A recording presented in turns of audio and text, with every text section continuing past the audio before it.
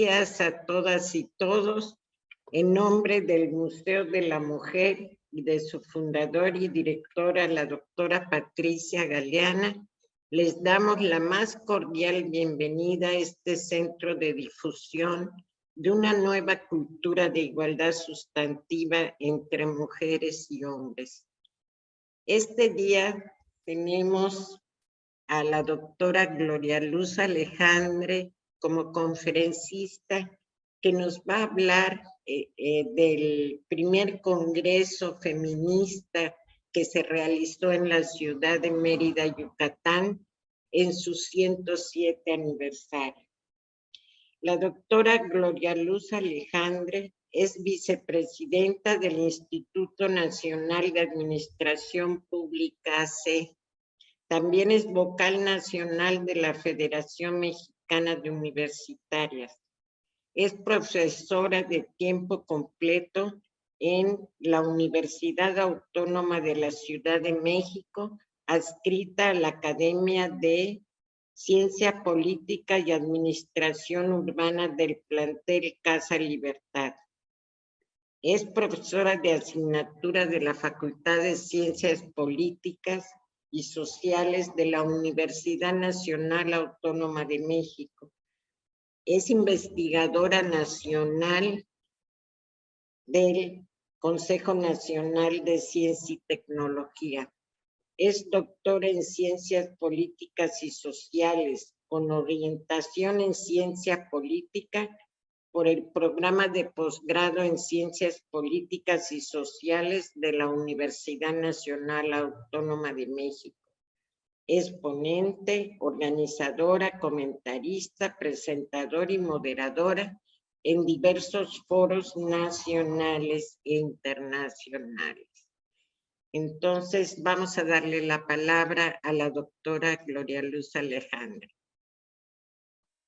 Muchísimas gracias, doctora Nadima Simón. Para mí es un gusto y un honor que usted nos esté moderando esta mesa, usted como integrante de honor de la Federación Mexicana de Universitarias. Para mí es todo un reconocimiento que nos esté acompañando el día de hoy. Muchas gracias. No, el honor es para mí porque yo estoy desde la ciudad de Mérida, Yucatán, y quiero decirles que yo conocí a la organizadora de este primer congreso feminista y tuve el privilegio de estudiar en mis primeros años en kinder y los primeros años de primaria en el Colegio Consuelo Zavala.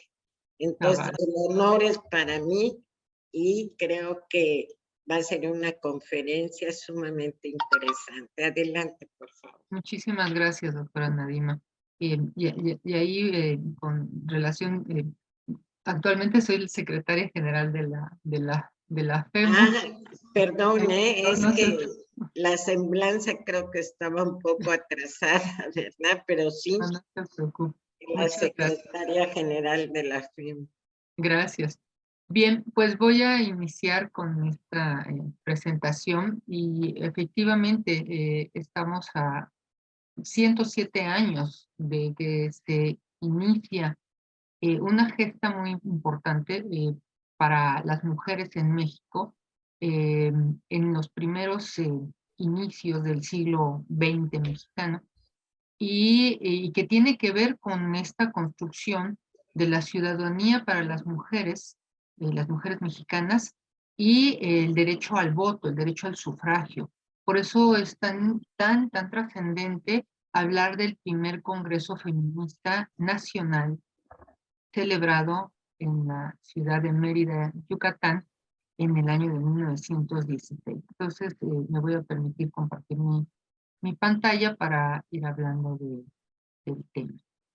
¿Cuál es esta definición, vamos a decirlo así, del por qué llegar al voto?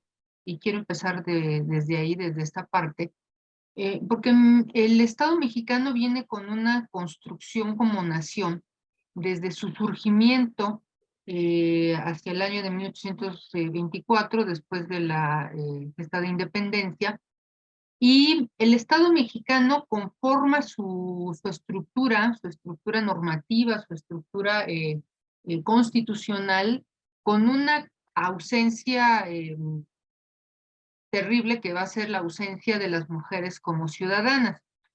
Y esto viene de la mano con un antecedente también de carácter mundial, de carácter internacional, vinculado a esa ausencia de manera reiterada que todos los estados establecieron de manera eh, continua con relación a dejar fuera a las mujeres de la posibilidad de ejercer el voto.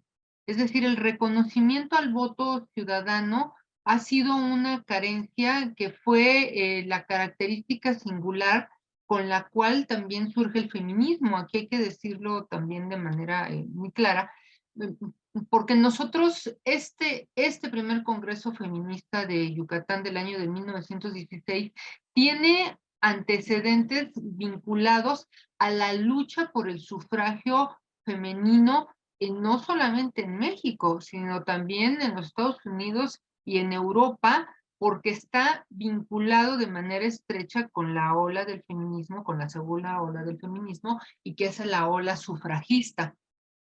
Por eso es indispensable identificar en qué momento histórico y en qué proceso histórico se encuentra el primer Congreso Feminista de Yucatán de 1916 para tener este referente, porque si no pareciera que las mujeres de Yucatán del año 1916, y tomando en cuenta no solo a las mujeres yucatecas, sino también a las mujeres del resto de la República, pareciera que estuvieran actuando de manera aislada, pero hay un antecedente, hay un vínculo muy estrecho con la mirada puesta en el sufragismo feminista de la época. Estamos hablando de 1900, 1905, 1910, 1920, ¿no? O sea, es el trance de los primeros 20 años que están ahí identificados como un elemento sine qua non para que esta propuesta del primer Congreso Feminista se dé. Ahora, también se da por otra cuestión, por otra situación. Ahí vamos a tener la presencia de Salvador Alvarado, el entonces gobernador del estado, que va a hacer patente y plausible su deseo, porque hay que ponerlo así, de que las mujeres participen dentro del entorno de lo político. Y hay puesto un deseo de naturaleza política, es decir, también el momento de que las mujeres empiecen a votar o de que empiecen a ejercer su derecho ciudadano, pues implica también una participación de manera directa. ¿Para qué? Para obtener el triunfo a través del voto, ¿no? Entonces aquí la discusión está puesta en qué, con el voto, con relación al voto ciudadano. Y ese sería el primer acercamiento, ¿no? Entonces, tenemos presente que, pues, si bien las mujeres están en el espacio público, están dentro de esta construcción del espacio político, carecen de un elemento clave que es la ciudadanía. O sea, la ciudadanía para las mujeres se les ha negado y se les ha negado desde esta Constitución del 24, de 1824, y también se les negó en la Constitución de 1857. Entonces, el reconocimiento pleno de la ciudadanía para las mujeres, pues no está presente, no es plausible, y además de ello, las libertades para las mujeres tampoco están reconocidas, ¿no? Eh, eh, Vamos a pensar que las libertades van de la mano con lo que el Estado de Derecho otorga.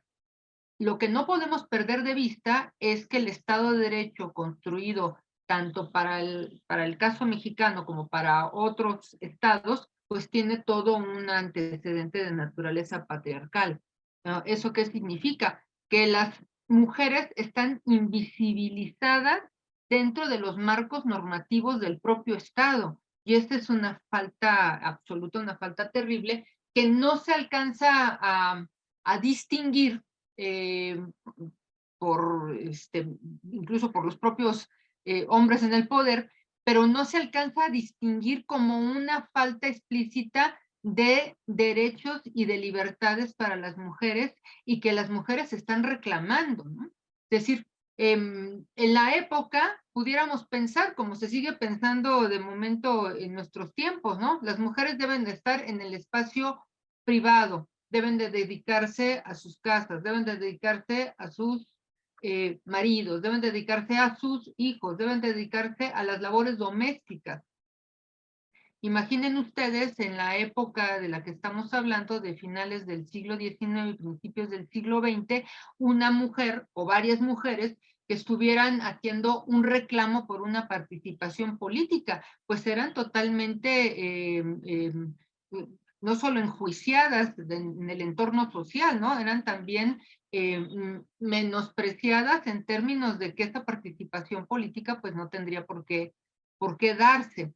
Entonces, y ahí la carencia en términos de qué ha hecho el Estado mexicano o qué hizo el Estado mexicano en ese momento, pues es realmente el cuestionamiento al Estado que se vuelve omiso al otorgamiento de los derechos ciudadanos para las mujeres.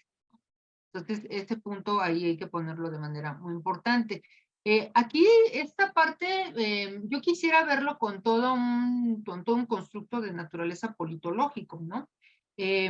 ¿Por qué? Porque aquí lo que se está poniendo en discusión es la construcción de la ciudadanía para las mujeres y también la construcción de las mujeres mexicanas como sujetos políticos, como el sujeto político femenino, ¿no? Con una visión feminista. Estamos de acuerdo que durante esta época, pues, propiamente no se están colocando los términos en ese tenor, o sea, no se refieren propiamente a un sistema patriarcal de dominación, pero sí se refieren a que no están siendo reconocidas o no tienen los mismos derechos que tienen los hombres. Y el derecho ahí básico fundamental era el derecho al voto, ¿no? Entonces, aquí hay diversas construcciones vinculadas a qué está pasando con las mujeres mexicanas del siglo XIX, finales del XIX y principios de este siglo XX. Y tenemos que poner ahí mucha atención porque la exclusión de la parte normativa de la Constitución pues hace franco la omisión que tiene el Estado para con las mujeres, ¿no? Y que no tienen un reconocimiento de ciudadanía. Es decir, no se les puede declarar como ciudadanas. Y al no tener esta declaración de ciudadanía, no pueden ejercer sus derechos y no pueden ser reconocidas como sujetas de derechos. Entonces, esa parte también ahí es muy importante. Como este es uno de los elementos sustanciales, hay otro acontecimiento, y este es un acontecimiento también muy importante que va a estar en el espectro, en el ambiente, y que tiene que ver mucho con todos los procesos de naturaleza antirreeleccionista para derrocar a Porfirio Díaz. Entonces aquí hay otro elemento y aquí, bueno, tenemos a una mujer muy importante que es Carmen Cerdán. Hay un elemento ahí muy significativo. Las mujeres ya están en una lucha, ya están en una lucha en un ánimo de naturaleza participativa y de naturaleza democratizadora. Y estamos hablando del año de 1909-1910. Ahora, las mujeres en esta condición, en estos espacios, vamos a decirlo también de esta manera, pues no todas las mujeres están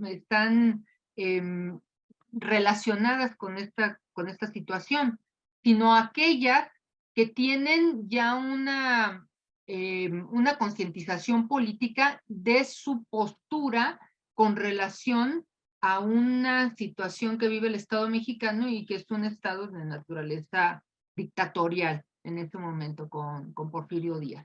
Bueno, tenemos mujeres como Carmen Cerdán que se disfrazará de hombre y se adjudicará el seudónimo de Marco Cerrato para poder publicar también en contra del gobierno dictatorial y también hacer manifiesta su preferencia política por la presencia de Madero, de Francisco y Madero. Bueno, entonces me interesa mucho colocarlo desde ahí porque de repente pareciera que tenemos en el imaginario que las mujeres del siglo XIX y de inicios del siglo XX mexicano pues estaban todas ocultas en sus casas sin asomar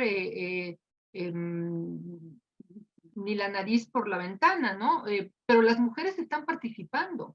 Y esa parte me parece a mí muy importante destacarla porque lejos de que pensemos que exclusivamente se estaban dedicadas a las labores hogareñas, que era lo que el género las destina, o sea, esta parte cultural del género donde dice las mujeres están destinadas a hacer una serie de labores que les son propias por el hecho de ser mujeres y que tiene que ver con este sistema patriarcal de dominación, hay un elemento de naturaleza política que las lleva a estar en el espacio público, que las lleva a estar presentes también en el reclamo por otros derechos. Y en este caso, pues es el derecho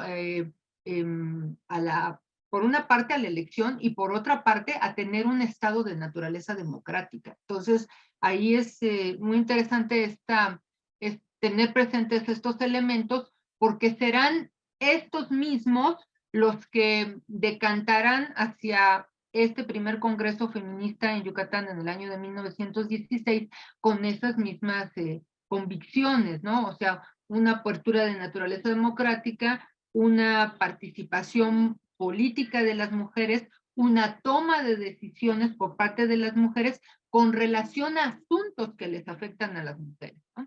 Incluyendo ya para este momento, y ahí vamos a ver de manera muy explícita la participación de Hermila Galindo cuando ella interviene en este primer Congreso Feminista de Yucatán para aludir a la decisión que tengan las mujeres con relación a sus propios cuerpos. Es decir, estamos hablando de 1916 y es un asunto que recientemente, entre comillas, si ustedes quieren, se toca en México hacia principios del siglo XX, ¿no? Para discutir el derecho también al aborto, ¿no? Entonces, son situaciones que están ahí puestas. Entonces, tenemos las mujeres que están destacando en términos de una participación política para hacer plausible un Estado democrático en México después de la dictadura de Díaz, y también otras mujeres que están ahí presentes para encabezar una serie de movimientos civiles a través de cuerpos organizados, de corporaciones y organizaciones encabezadas por ellas mismas.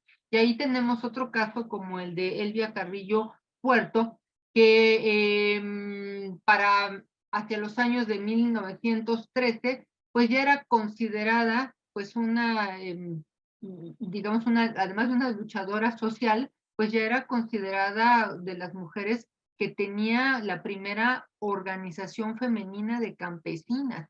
Bueno, entonces, Elvia Carrillo Puerto además tiene otra característica. Pues es la hermana de Felipe Carrillo Puerto, quien también fue gobernador del estado de Yucatán. Entonces, la mirada política de las mujeres con relación a los temas políticos que están ocurriendo en la época, pues es muy significativa, ¿no? Elvia Carrillo Puerto, pues también pondrá en marcha pues, su propia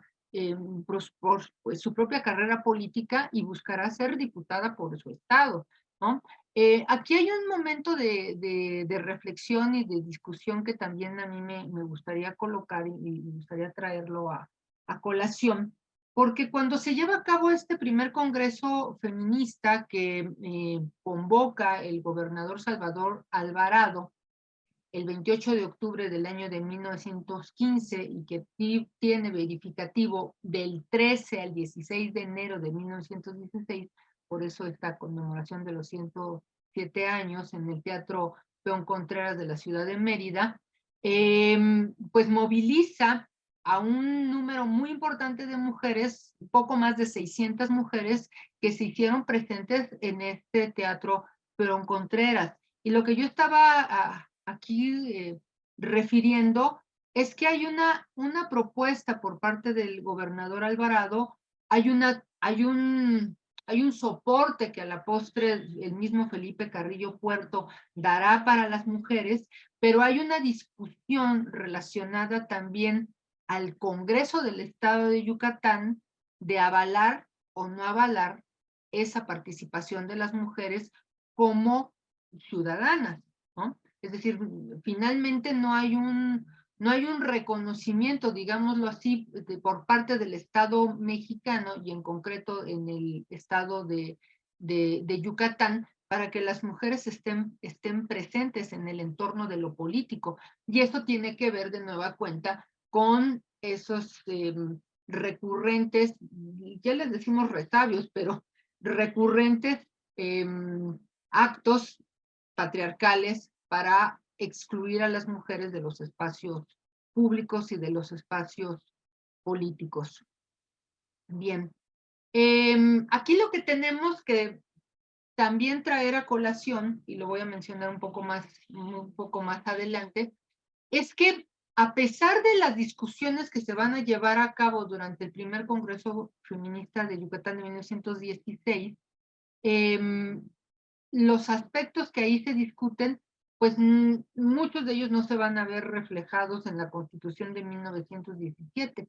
Se hubiera esperado que en este primer Congreso Feminista las mujeres, las poco más de 600 mujeres que participaron en el mismo, hubieran votado a favor de la incorporación del derecho de ciudadanía y de reconocimiento como tal en la Constitución Política del año de 1917 que promoverá o que promovió en aquel momento Venustiano Carranza, además de toda la constitución de construcción de este Congreso Constituyente para establecer nuevas condiciones de relación entre el Estado mexicano y su población. Entonces, ahí digamos que hay una no aceptación y un no reconocimiento del Estado mexicano para que las mujeres puedan estar incluidas como sujetas políticas y como ciudadanas, al igual que los hombres. Eso lo vamos a encontrar hasta el año de 1953, cuando propiamente se declara y se decrete la condición de ciudadanía para las mujeres y el derecho al voto, y será eso hasta el 17 de octubre de 1953 para que las mujeres puedan votar hacia el año de 1955. Aquí hay otro dato interesante, importante con relación a este primer Congreso Feminista. Va a ser hacia el año de 1947 que tengamos ya unos primeros avisos de la presencia y participación de las mujeres reconocidas, digamos, por el Estado a nivel local, a nivel municipal, hacia el año de 1947. Pero pues fue una especie de probar, vamos a decirlo así, por parte del gobierno mexicano, en ese momento por parte del gobierno de Miguel Alemán, de si las mujeres estaban o no estaban en condiciones de votar y de ser electas. El primer Congreso Feminista de Yucatán da la pauta y da muchas posibilidades para que las mujeres puedan participar de estos actos, de los actos políticos, pero lamentablemente no van a ser muchas de ellas reconocidas, a pesar de que se enuncien y de que se nombren como las primeras partícipes de los espacios públicos en términos de ocupar cargos de elección a nivel de las presidencias municipales y a nivel de los congresos locales.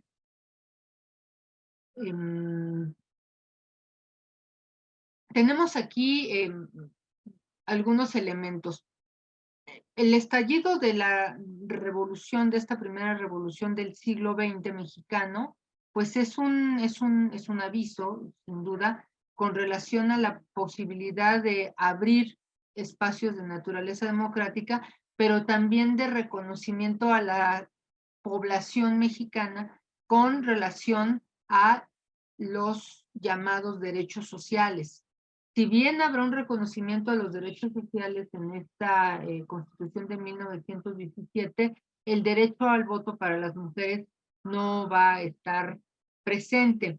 Y además se establece un nuevo pacto social, así lo vamos a decir, sin que yo esté haciendo reminiscencia de la condición rusoniana del pacto, pero sí de una relación entre el Estado mexicano del siglo XX, del moderno siglo XX, con esta Constitución del 17, y su población.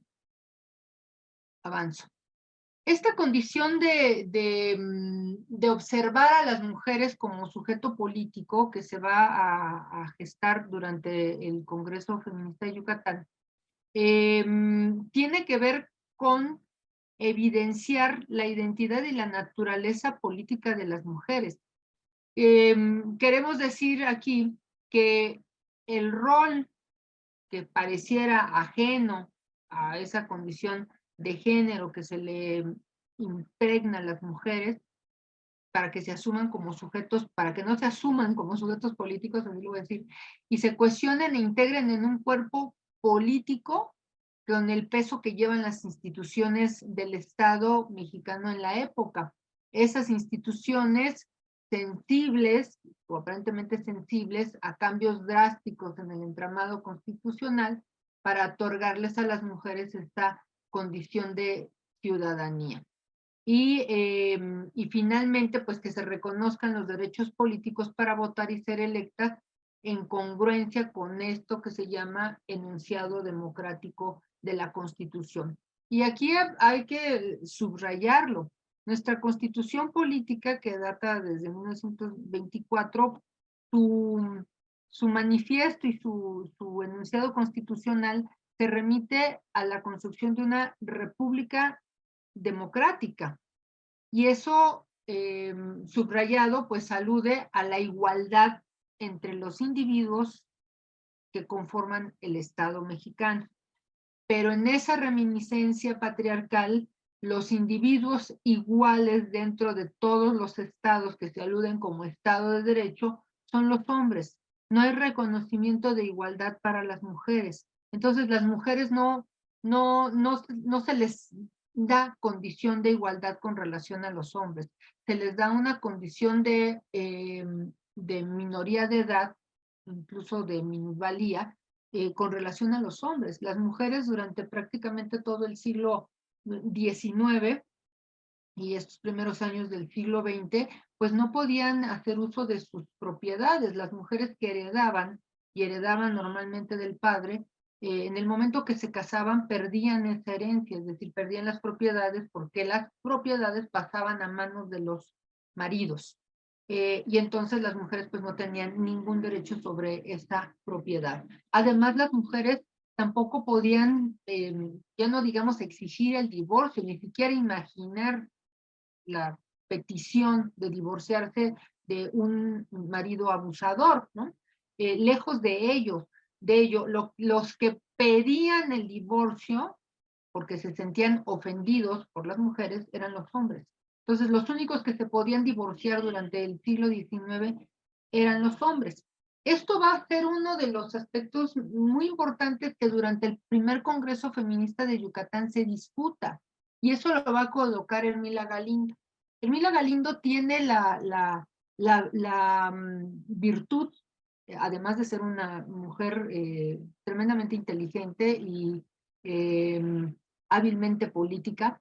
Ella está estrechamente vinculada al presidente Venustiano Carranza porque es su particular, es su secretaria particular, pero va a tener una incidencia muy importante porque va a ser a través de la visión de Ermila Galindo que las mujeres puedan, al cabo de cierto tiempo, lograr un derecho fundamental, aún sin ser reconocidas como ciudadanas, sin ser reconocidas como sujetas políticas, el derecho a divorciarse. Es decir, habrá una ley vinculada a la ley del divorcio. Entonces las mujeres se podrán divorciar, aludiendo a aquellos aspectos relacionados o vinculados a una serie de agresiones o o de abusos que pudieran estar sufriendo por parte de los maridos. Entonces, esa ley del divorcio es y se le debe en buena medida a Ermila Galindo y fue un punto de discusión medular durante el Congreso Feminista de Yucatán de 1916.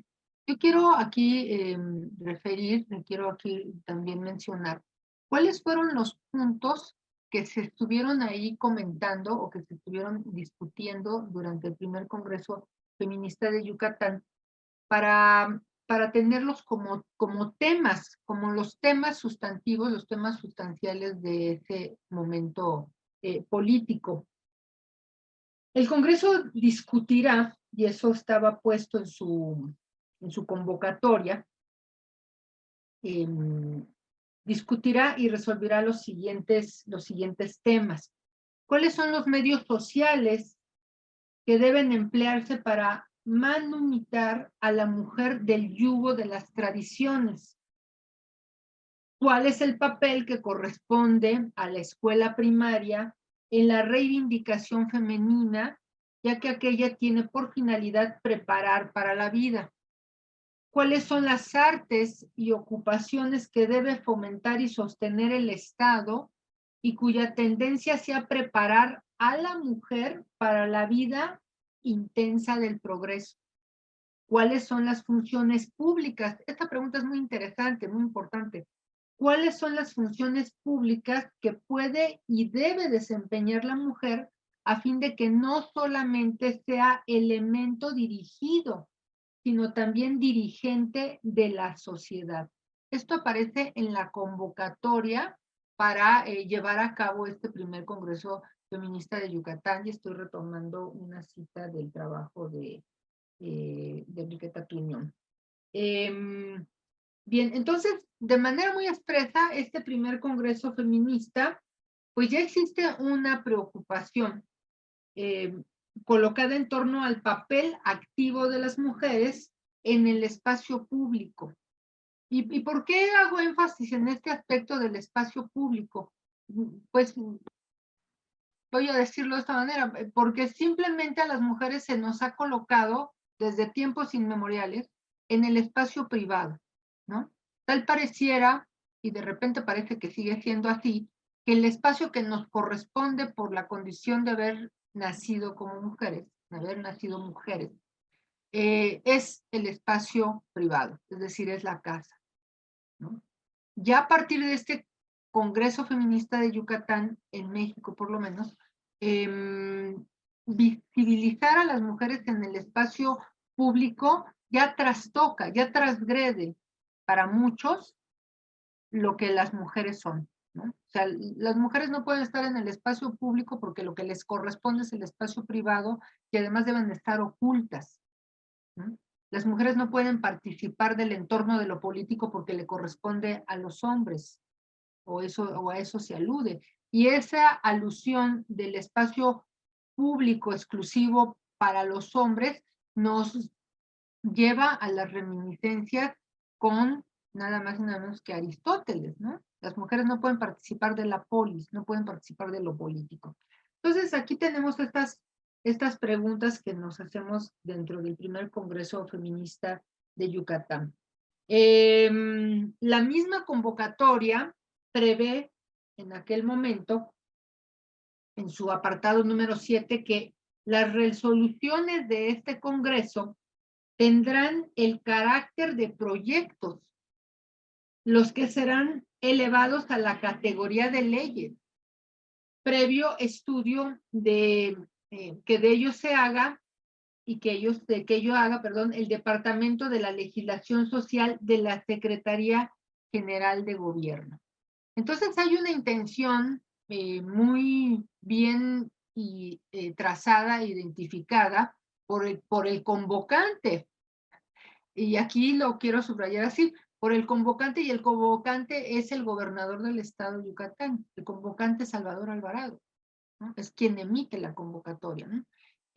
Claro que respaldado por las mujeres interesadas en toda esta posibilidad de que el espacio político y de apertura para las mujeres se dé.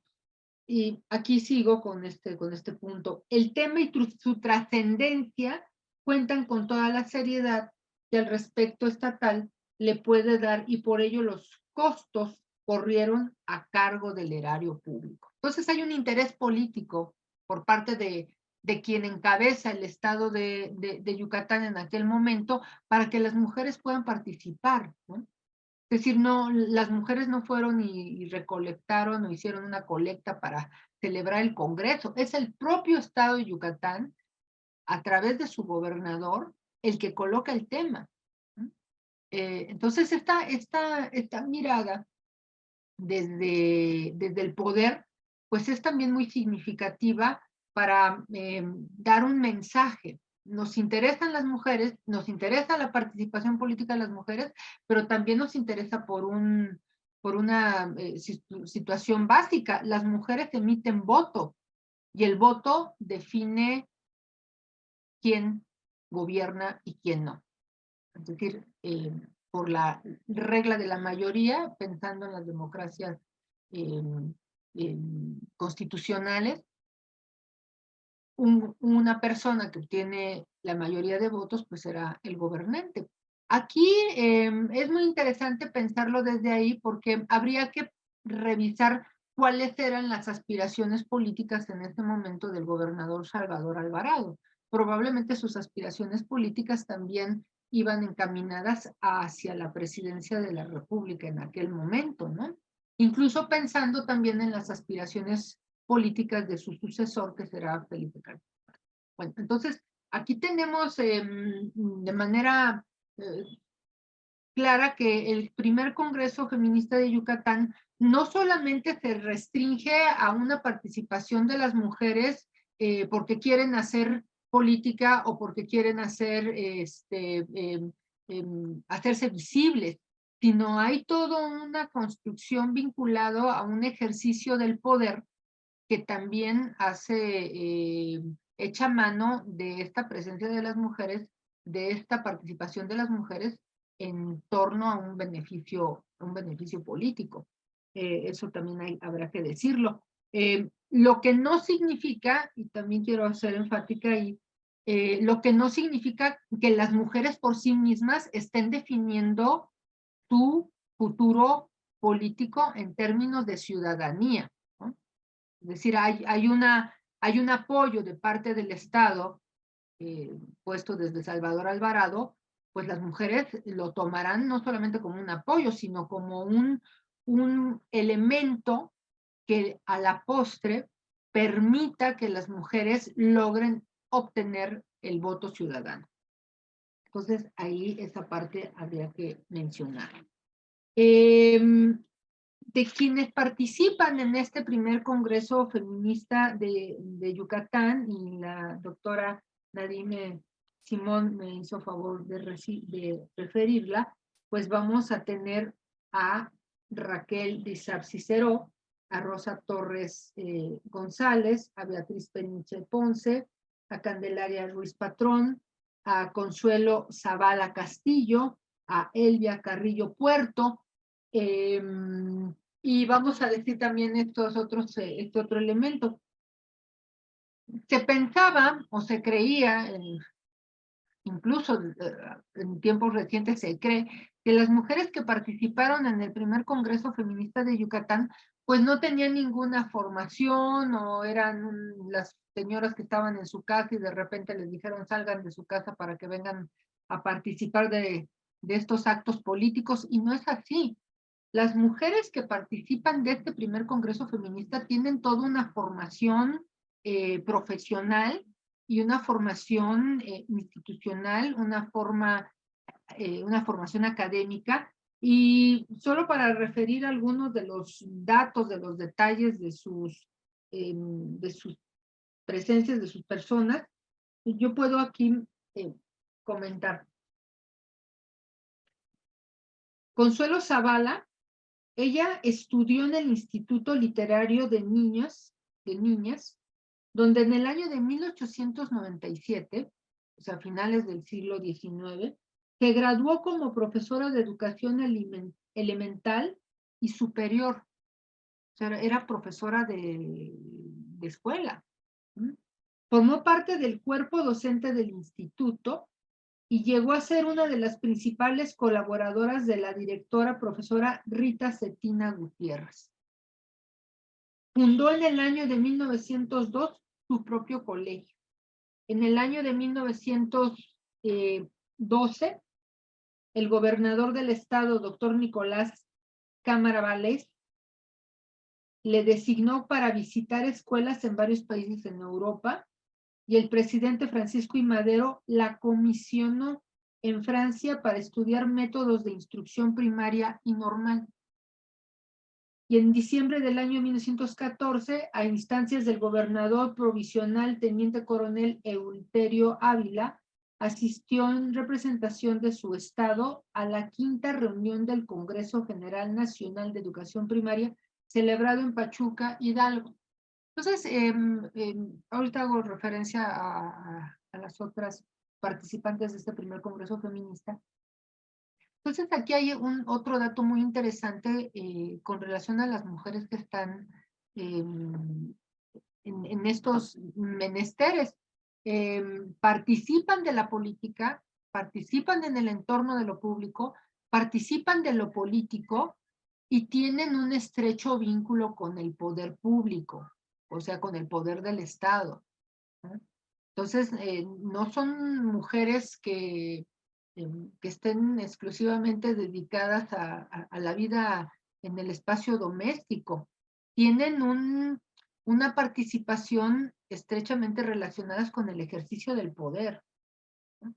Y esa parte me interesa mucho destacarla, porque creo que no podemos dejar al primer Congreso Feminista de Yucatán pues desprovisto de estos elementos, ¿no? Hay un elemento político ahí puesto, ¿no? Y hay un elemento que lleva a las mujeres a ir avanzando en sus propios espacios de ejercicio del poder, ¿no?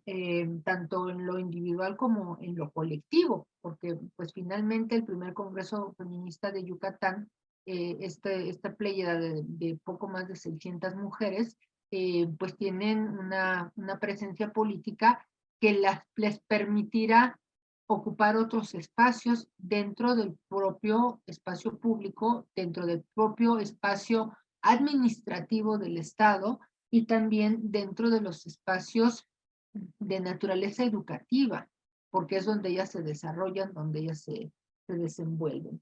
En el caso de Elvia Carrillo Puerto, ella nace en el año de 1896 y fallece en el año de 1877. O sea, ella falleció hace 55 años. En el año de 1910 participó en el movimiento armado organizado en Valladolid, municipio de Yucatán, contra el gobierno del estado. Propagandista en las poblaciones yucatecas de Alcancet, Chitzín, Temax y Valladolid. En 1910 se unió al movimiento antirreeleccionista. En 1919, discúlpenme, viajó a la Ciudad de México, donde fundó la agrupación femenina denominada Liga Rita Cetina Gutiérrez, la cual también tuvo subdelegaciones en el estado de Yucatán. En 1921 regresó a su estado y el 18 de noviembre de 1923 resultó la primera mujer mexicana electa diputada al Congreso local por el 5º distrito, postulada por el Partido Socialista del Sureste. Entonces, si lo vamos observando, su propia participación política pues tiene ya una serie de éxitos o de triunfos con relación a dónde se van colocando estas mujeres. Y Elvia Carrillo Puerto, después de que es asesinado su hermano, Felipe Carrillo Puerto, ella tiene que abandonar el estado de Yucatán, tiene que abandonar Mérida y se refugia en el estado de Durango. Y ella va a seguir buscando sus propias aspiraciones políticas. Entonces estamos hablando de mujeres que, además de que tienen una aspiración política, tienen un sentido de lo político, ¿no? O sea, por eso me parece muy interesante que ellas se construyen como sujetos políticos, ¿no? Se construyen con esta condición de sujetos políticos con relación al ejercicio del poder y con relación al ejercicio de un cargo público. La dificultad aquí es que al no ser reconocidas como ciudadanas, pues todos los derechos que se pudieran ganar a partir de ello, pues no se tienen, ¿no?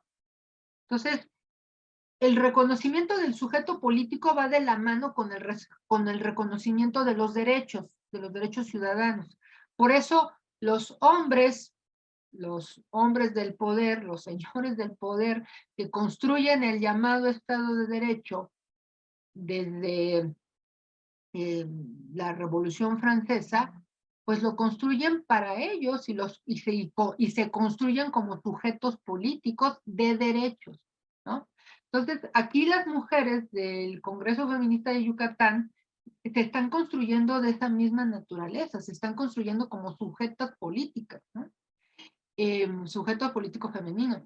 Y además de que se construyen en ese tenor, están en una lucha por lograr la ciudadanía y obtener el voto como tal, ¿no? El voto ciudadano, el sufragio. Si lo vamos dimensionando o si lo dimensionamos en estos diferentes niveles, ellas están en el trance de la segunda ola feminista del sufragismo. Este sufragismo que en el caso mexicano pues se va a extender hasta el año de 1953, como ya lo había yo mencionado. Bien. Ahora, pensando en esta, yo creo que va quedando claro esta parte, ¿no? Del sujeto político femenino. Esta es la convocatoria con la cual se invita a que participen en el primer Congreso Feminista de Yucatán, como ustedes lo ven ahí, convocado por el gobernador y comandante militar del Estado, general Salvador Alvarado, y reunido en el Teatro Peón Contreras de esta ciudad del 13 al 16 de enero de 1916, ¿no? Por eso, insisto, es una convocatoria desde el poder, desde el Estado de Yucatán en ese momento, y pudiéramos pensar, por eso así lo decimos en la invitación para esta conferencia, pues es de los primeros actos del siglo XX que el Estado mexicano hace partícipe a las mujeres de una construcción de naturaleza política para que las mujeres sean las propias protagonistas, ¿no? Y esta parte, pues ahí es muy, muy interesante verlo desde ahí. Bien. Dentro de las mujeres que ya había mencionado, están todas las que están aquí listadas: Consuelo Zavala Castillo, Elvia Carrillo Puerto, Raquel Ciceró, Candelaria Ruz Patrón, Rosa Torres González, Carmen Heredia Urcelia, Beatriz Peniche de Ponce, Dominga Castro Pastrana, Adriana Vadillo Rivas, Rosina Magaña, Amalia Gómez de Aguilar, Gregoria Montero, Consuelo Andrade, María Brito, Isolia Pérez, Calendaria Villanueva, Piedad Carrillo Gil, Fidelia González, Lucrecia Vadillo y Rivas, Matilde Acevedo, Natalia Medina de Colosi, Aurora Domínguez. Bueno, podemos listar a las 600, poco más de 600 mujeres congresistas que estuvieron ahí presentes. Y listarlas, mencionarlas, enunciarlas, es visibilizarlas, ¿no? Eso es bien importante. Entonces aquí tenemos a Elvia Carrillo Puerto. Ella finalmente también se convierte, pues, además de activista por los derechos políticos de las mujeres, pues es una detonante de conciencia, decimos, ¿no? Ujú. Aquí están los temas que había yo enunciado, por los cuales se decanta el Congreso.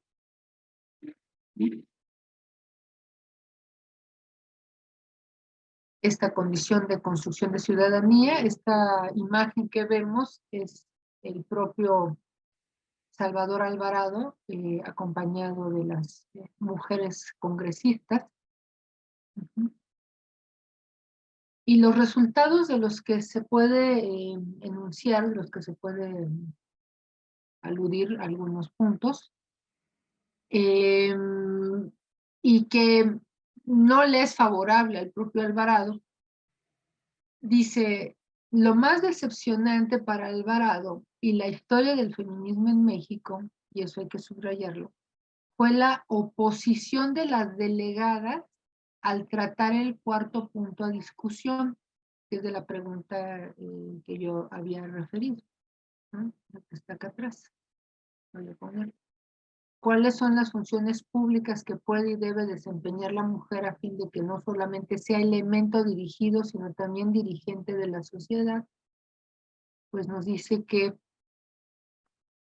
el ingreso de la mujer a la vida política del país, Alvarado asumía que la mujer yucateca estaría deseosa de participar y puesto que indudablemente tenía aspiraciones presidenciales, deseaba contar con la fuerza del voto femenino. Pero la oposición al sufragio registrada por un sector de las asistentes al Congreso no solo se verifica en las conclusiones del mismo, sino que desde la elaboración de la agenda de la reunión hubo dificultades para incluir el tema. 31 mujeres firmaron una protesta en contra del mismo. Tal oposición puede explicarse considerando los roles que cada uno de los géneros habían asumido durante siglos. ¿Y qué es lo que pasa aquí? Que el grupo, pues así explicitado, el grupo opositor se niega a votar a favor de que se le otorgue el voto a las mujeres en calidad de ciudadanas, ¿no? Entonces tenemos una conclusión singular de este encuentro dirigido por el gobernador Salvador Alvarado. Y nos dice: ¿puede la mujer del porvenir desempeñar cualquier cargo público que no exija vigorosa constitución física, no habiendo diferencia alguna entre su estado intelectual y el del hombre? De ahí inmediato interés por organizar el mismo año, en el propio año de 1916, un segundo Congreso Feminista. ¿Esto qué significa? Pues que finalmente es un grupo mayoritario de las 600 que participan, las que deciden no votar en favor de que se les reconozca la ciudadanía a las mujeres. Y esto, además de que es muy frustrante para Salvador Alvarado, que buscaba estas aspiraciones presidenciales, es muy simbólico en términos de la construcción de género que se hace para las mujeres. O sea, las mujeres no pueden estar en el espacio público porque no les corresponde decidir los asuntos del Estado. Este es el enunciado que está detrás de todo esto, ¿no? Si eran poco más de 600 participantes en el primer Congreso Feminista y la mayoría vota en contra de que las propias mujeres, o sea, de que sí mismas sean reconocidas como ciudadanas, pues es más que evidente que su condición de reconocimiento está puesto en el espacio doméstico. O sea, se reconocen como mujeres plenas y completas dentro de su casa, ¿no? Pero estamos hablando de principios del siglo XX, ¿sí? Donde otras mujeres, que pues, lamentablemente fue una minoría, decidían que las mujeres pueden estar en el espacio público, deben estar en el espacio público, deben luchar por el espacio público y sin duda contar con el voto y el reconocimiento ciudadano. Entonces, se celebra un segundo Congreso Feminista hacia el 23 de noviembre al 2 de diciembre del mismo año, de 1916. Y a pesar de que pues se hace una convocatoria de nueva cuenta amplia, pues no se logra reunir más que a 234 mujeres, 234 delegadas, a diferencia de las 620 que se reunieron durante el primer Congreso Feminista de enero de aquel año, ¿no? De 1916. Y tenemos un dato interesante a nivel local en Yucatán. Hacia 1923, Yucatán otorga el derecho al voto a las mujeres en el Estado. Pero va a perder efectos una vez que es asesinado el entonces gobernador Felipe Carrillo Puerto, ¿no? Y esto que yo ya había mencionado, no podrá ser reconocida dentro de la materia constitucional el derecho al voto para las mujeres a nivel local hasta el año de 1947, cuando aparece este reconocimiento para que voten en los municipios, a nivel municipal. O sea, hay esta reticencia aún por parte del Estado mexicano y quienes lo representan, en este caso el Poder Ejecutivo, el presidente de la República, puesto en la figura de Miguel Alemán, donde no da pauta para un reconocimiento a nivel federal y solamente permite que las mujeres voten en los municipios. Y ya se considera un avance, sin duda, ¿no? De la presencia de las mujeres y de su participación política.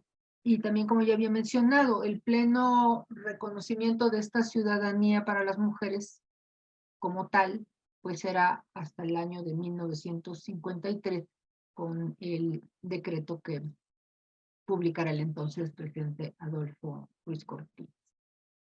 Bien, yo quisiera aquí hacer un corte porque el día de hoy nuestra conferencia concluye a las 11:30 de la mañana, son las 11 de la mañana, y para abrir el espacio a preguntas y respuestas o a los comentarios de las personas que nos están siguiendo por Facebook o por alguna otra de nuestras redes, o comentar con la propia doctora Nadima Simón, que también conoce muy bien el tema, pues estos aspectos y algunos otros que surjan.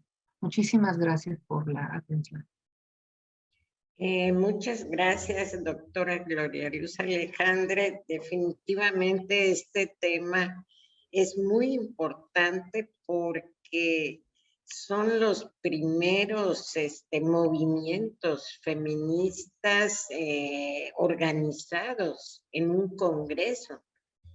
Y como tú dices, en ese momento este primer congreso, a mi manera de ver, pierde la oportunidad de poner a aprobación, no se aprueba el derecho de las mujeres al voto. Y pues la frustración del gobernador Salvador Alvarado al no lograr esto. Pero yo quisiera nada más brevemente poner en contexto cómo era la sociedad yucateca en ese tiempo. Si bien Yucatán se ha caracterizado por un nivel cultural muy alto, cabe mencionar que las congresistas que asistieron a este primer congreso fueron maestras de educación primaria y secundaria. De hecho, el general Salvador Alvarado manda cerrar todas las escuelas del estado para que las maestras pudieran asistir al Congreso. Y de hecho, la presidenta del comité organizador fue Consuelo Zavala Castillo, que como yo decía, yo la conocí porque estudié en su colegio. Pero quiero pensar, y aquí lo someto a tu opinión, que el hecho de que las asistentes al Congreso fueran maestras, su preocupación era abrir el espacio educativo a las mujeres, no tanto el derecho al voto.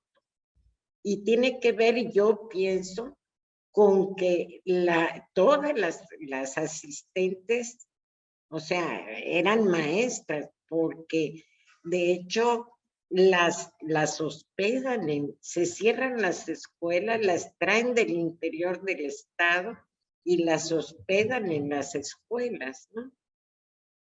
Y de hecho Consuelo Zavala no era una mujer política, como era Elvia Carrillo Puerto, sino que era una maestra formada en el extranjero con un nivel cultural muy alto, pero creo que su preocupación era precisamente que las mujeres pudieran acceder a la educación. No sé tú qué Sí, sí, opinas.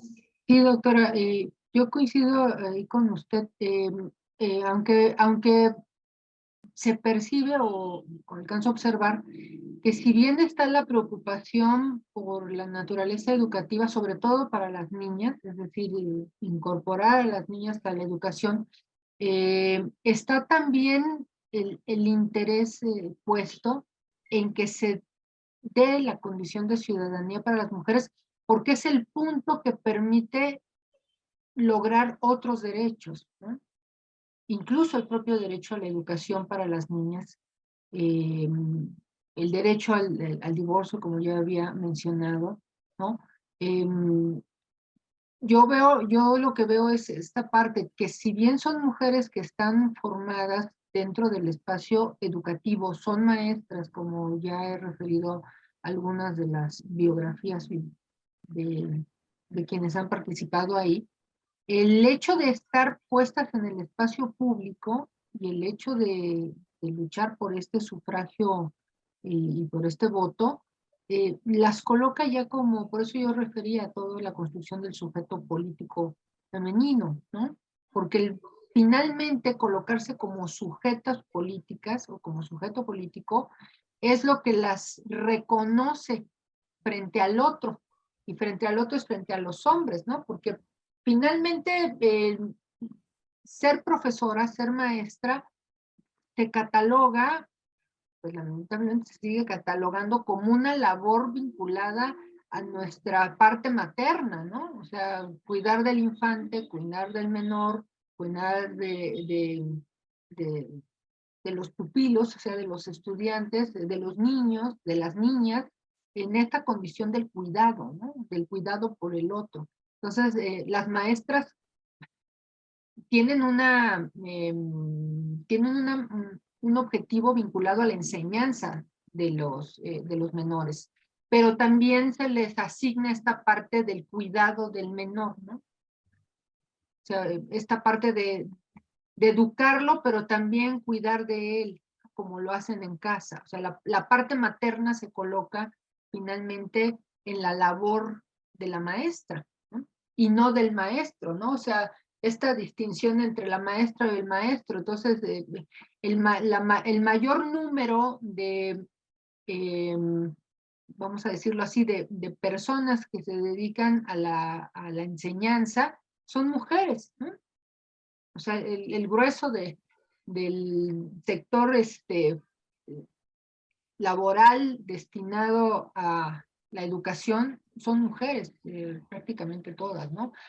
Pensemos en el siglo XIX en las escuelas para señoritas y encabezadas por mujeres, ¿no? O las escuelas, y vamos un poco más atrás, las escuelas de religiosas, bueno, están encaminadas por mujeres. Pero ya cuando se colocan en el terreno de lo político, en pos de lograr un derecho, que es el derecho a la ciudadanía, ya les da otra connotación. O sea, son maestras, pero tienen una convicción de naturaleza política porque desean adquirir un derecho que el Estado se los ha negado, el Estado mexicano lo ha negado. ¿Para qué? Para ganar otros derechos, ¿no? Por eso cuando nosotras ganamos el derecho al voto en el año de 1953, no concluye ahí la lucha feminista, ¿no? O sea, lejos de ello, vendrán la siguiente ola del feminismo con toda su fuerza para buscar entonces, además del derecho a la educación, el derecho a decidir sobre su propio cuerpo. Entonces vendrá el tema de la pastilla anticonceptiva ya hacia los años 60 y los años 70, ¿no? Que también hablará de estas libertades, ¿no? Pero las libertades no se pueden concretar si no se establecen dentro de los derechos, y esos derechos pues los da el Estado, ¿no? Cuando hay esta confrontación de naturaleza política contra lo que el Estado no da, es porque el Estado está negando derechos y está coercionando libertades, creo yo. Muy bien, tenemos algunos comentarios de la audiencia. Verónica Chavira manda saludos desde Chihuahua. Gracias. Ana Karina nos dice, me parece que tenemos una deuda histórica. Hermila Galindo participó en este congreso y su ponencia planteó la necesidad de que las mujeres conocieran su cuerpo y que tuvieran educación sexual, lo cual en pleno siglo XXI no tenemos plenamente. Sí. Tenemos otro comentario de Leslie Chavarría. La educación en casa, ¿cómo puede ayudar a recordar el Congreso y su importancia? Luna Ramírez nos dice, la educación, ¿cómo puede influir en analizar y recordar el Congreso feminista? ¿Cómo podemos como madres compartir esta información a nuestros hijos? Pues yo creo que este primer bloque de comentarios para que nuestra ponente nos dé su opinión. Sí, muchas gracias, doctora Nadine. Esta mención que se hace de Hermila Galindo es muy importante. Hay que decir que Hermila envía su ponencia. Hermila no está presente en el Congreso. Está presente, digamos, en esencia, pero envía una ponencia precisamente para hacer patente que ella está en favor de los derechos de las mujeres, y este derecho a decidir sobre su cuerpo y el derecho incluso a ponderar el tener o no tener hijos, ¿no? Y es muy adelantado en términos de temporalidad, o sea, es de vanguardia lo que está colocando Hermila Galindo en ese momento. Lo que tampoco podemos perder de vista es que Hermila Galindo también tiene un trabajo político en el gobierno de Venustiano Carranza, ¿no? Y eso es muy importante porque la mirada de Galindo, vinculada con Carranza, debería de haber traído para el Estado mexicano de la época un mensaje muy importante, muy fuerte, de cuáles eran las posturas de sus mujeres vinculadas al ejercicio del poder para que quedaran incluidas dentro de la propia constitución política que estaba por promulgar Carranza el 5 de febrero del año de 1917. Es decir, ¿por qué hago este énfasis? Porque el Congreso fue en 1916. Tenemos un constituyente que está propiamente construyendo el Estado mexicano del siglo XX y una nueva constitución. Y todo lo que se discute, incluyendo la propia Hermila Galindo, no queda integrado en la Constitución del 17. O sea, la Constitución del 17 va a rescatar los derechos sociales de la población con relación al derecho laboral, con relación al derecho a la educación, con relación al derecho a decidir el tipo de religión que cada quien desea profesar, ¿no?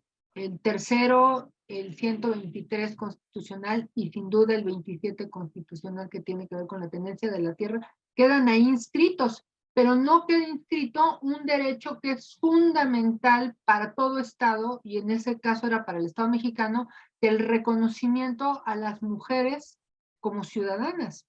O sea, no fue una prioridad para Carranza, ese es el gran mensaje, el gran problema.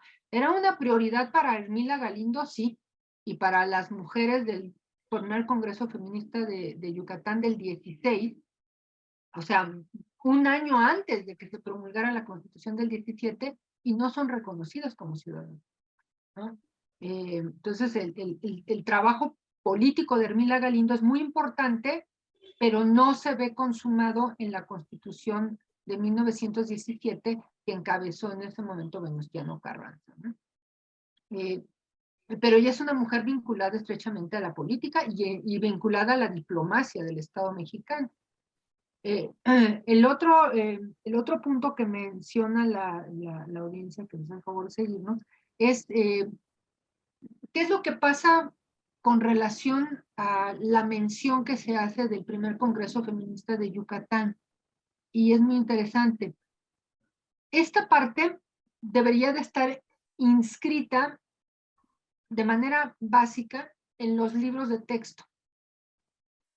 En los libros de texto de primaria y de secundaria y de preparatoria, como parte de la historia de visibilización de las mujeres en México, o sea, de visibilizar la presencia de las mujeres en los espacios públicos y en los espacios políticos.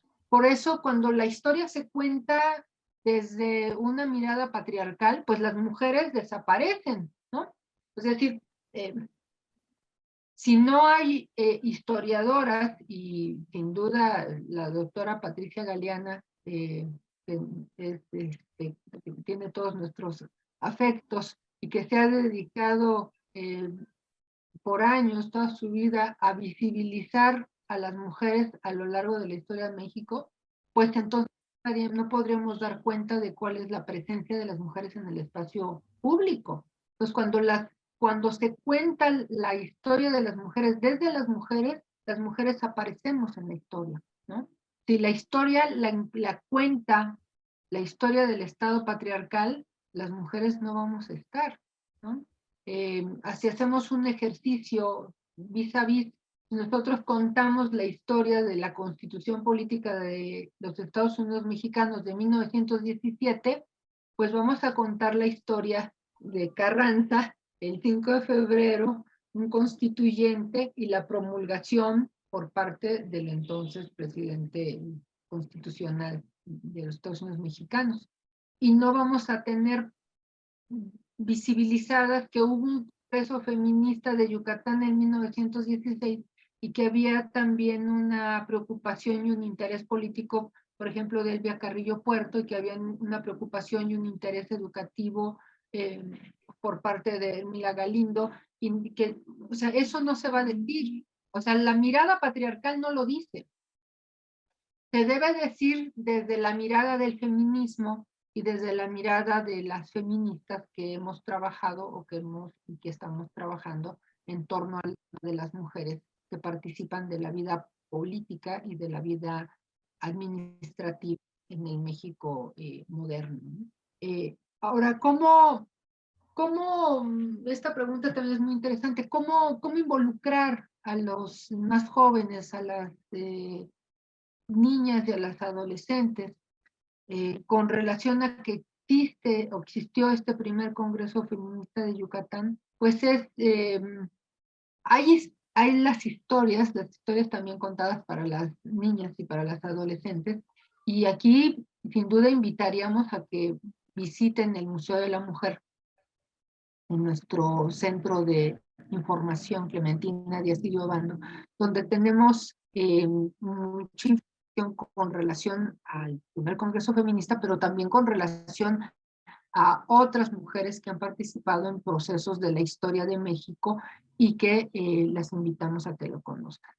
Hace unas semanas tuvimos una actividad sobre las violetitas de Anáhuac, para que conozcan las niñas quiénes fueron las violetas de Anáhuac y qué fue esta revista de Laureana Wright relacionadas para dar a conocer la participación y presencia de las mujeres también a finales del siglo XIX y principios del siglo XX.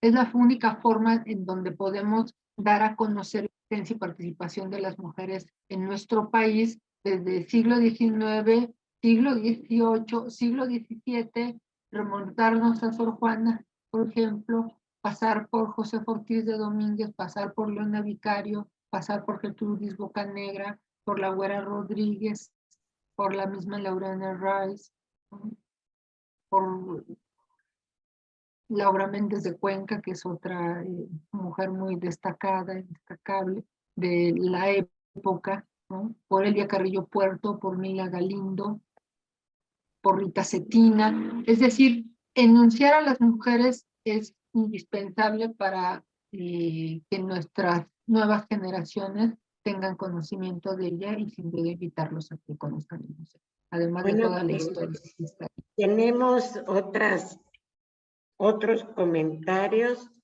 Claudia Martínez nos dice, hemos perdido los antecedentes históricos que han ayudado a que se reconozca a las mujeres. Tristemente ya se ve normalizada esta acción. Lara Campos nos pide su opinión al respecto.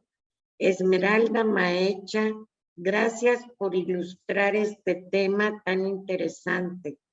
Maribel Piña de la Cruz, sin dejar ninguna duda, son las precursoras del comienzo de un feminismo pronto, con mujeres que mostraron interés por alzar la voz y en adquirir conocimiento en los temas de interés.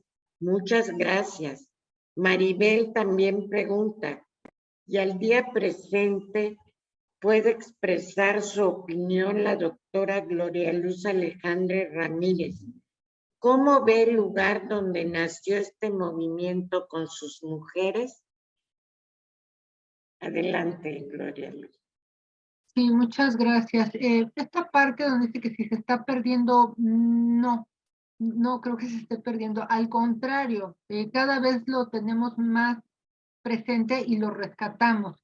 Si ustedes observan de manera reciente, hay un mayor número de mujeres académicas en las universidades, tanto públicas como privadas, que estamos abocadas al estudio de las mujeres. O sea, como, no solo como un rescate histórico de la presencia y participación de las mujeres en diferentes espacios, en la ciencia, en la tecnología, en el arte, en la literatura, en la filosofía, en el espacio educativo, en la arquitectura, en la pintura, etcétera. ¿Por qué? Porque es nuestro propio legado lo que estamos dejando. Es decir, si nosotras no volteamos a ver nuestro pasado y traemos a las mujeres de nuestro pasado, nosotras no podemos construir ni nuestro presente ni nuestro futuro, porque estaríamos condenadas de nueva cuenta a que esa visión patriarcal del mundo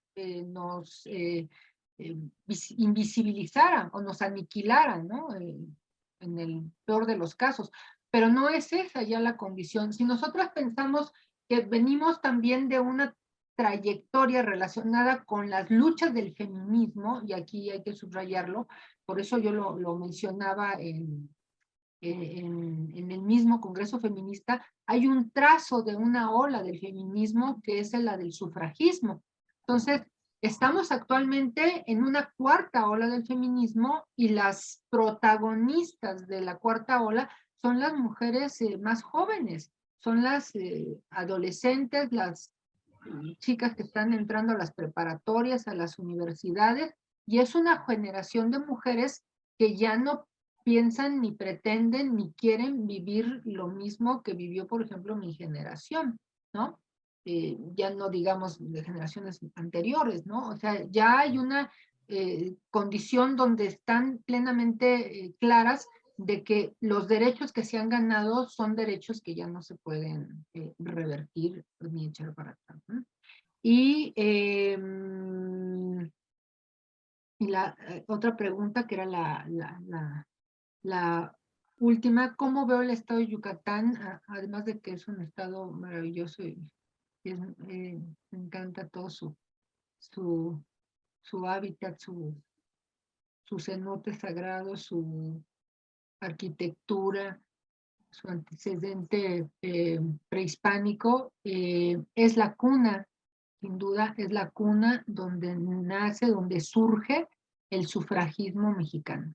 No me queda duda, ¿no? Y así lo han estudiado otras colegas que lo han hecho, entre ellas la doctora Tuñón, la doctora Ana Lau, la propia doctora Patricia Galeana.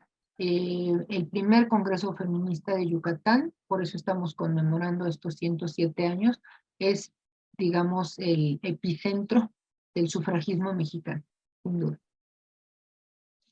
Bueno, pues muchas gracias, doctora Gloria Luz. Gracias. Efectivamente, el estado de Yucatán ha sido cuna de mujeres ilustres, Sí. desde la cultura, desde la política, y ya mencionaste Elvia Carrillo Puerto junto con su hermano, con sus ideas revolucionarias. Pero también hay que entender que en este estado la sociedad, es decir, el núcleo que dirige la sociedad yucateca es muy conservadora, porque se da en la época de las haciendas henequeneras, y esta élite era muy conservadora.